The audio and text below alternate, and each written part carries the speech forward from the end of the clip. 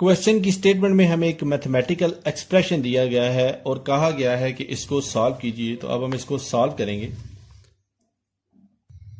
तो 31 is divided by 10 is multiplied by 3 is divided by 10 plus 7 is divided by 5 is divided by 20। तो सबसे पहले हम D maths rule यहां पे अप्लाई करेंगे।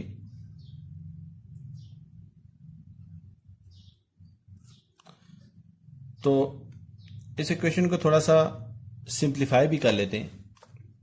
ये होगा 31 is divided by 10 is multiplied by 3 is divided by 10 plus 7 by 5। तो यहां पे जो डिवीजन का साइन है इसको हम लिख सकते हैं multiplied by 1 is divided bye 20 के। अब मल्टीप्लिकेशन के जो एक्सप्रेशंस हैं हम उनको सबसे पहले सॉल्व करेंगे।